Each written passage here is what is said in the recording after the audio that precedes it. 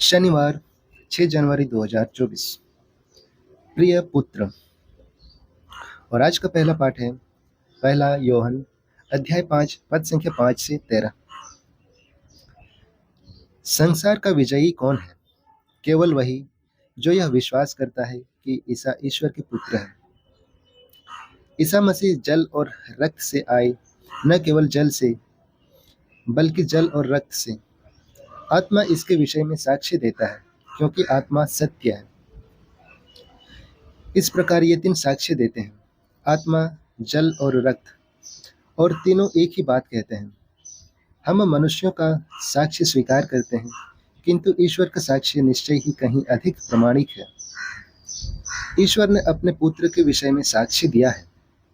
जो ईश्वर के पुत्र में विश्वास करता है, उसके हृदय में ईश्वर का वह साक्ष्य विद्यमान है। जो ईश्वर में विश्वास नहीं करता, वह उसे झूठा समझता है, क्योंकि वह पुत्र के विषय में ईश्वर का साक्ष्य स्वीकार नहीं करता।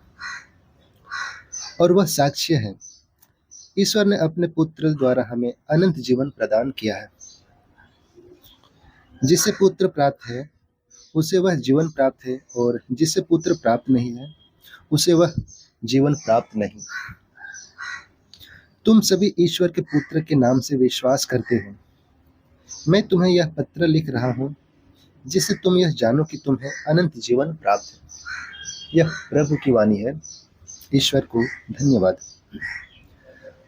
संत मार्कुस के अनुसार आज का पवित्र सुसमाचार अध्याय 1 पद संख्या 7 से 11। वह अपने उपदेश में कहा करता था, जो मेरे बाद आने वाला है वह मुझसे अधिक शक्तिशाली है। मैं तो झुककर उनके जूते का फीता खोलने योग्य भी नहीं हूँ।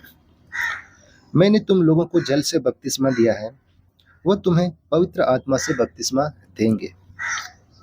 उन दिनों ईसा गलीलिया की नाजरीत से आए। उन्होंने यरदन नदी में यूहन्ना से बपतिस्मा ग्रहण किया। वे पानी से निकल ही रहे थे कि उन्होंने स्वर्ग को खुलते और आत्मा को कपोत के रूप में अपने उत्तर आते देखा।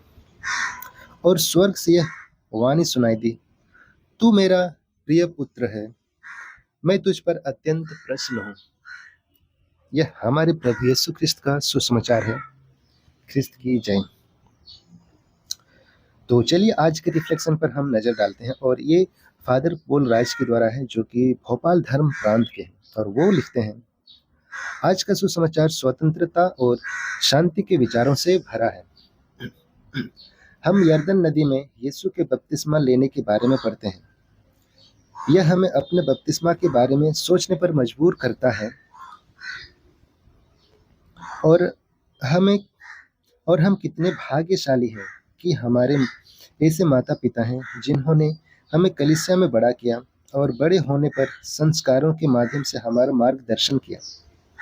इस विशेष क्षण में हम धर्म ग्रंथों में प्रभु की वाणी को यह कहते हुए सुनते हैं, तू मेरा प्रिय पुत्र है, तुझ पर मैं अत्यंत प्रसन्न हूँ। इस खूबसूरत दिन पर विचार करते हैं। आइए हम यरदन में यीशु के साथ बपतिस्मा लेते हुए खुद की कल्पना करें। बादलों से आती हुई ईश्वर की आवाज़ को सुने, जो कह रही है, यह मेरा पुत्र पुत्री है, मैं इस पर बहुत प्रसन्न हूँ।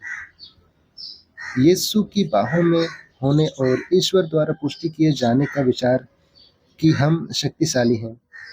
जब भी मन में संदेह आता है, हम इस दृश्य पर वापस जाते हैं, खुद को याद दिलाते हैं कि हम कितने प्यार किए जाते हैं और उसके द्वारा मुक्ति पाने योग्य है।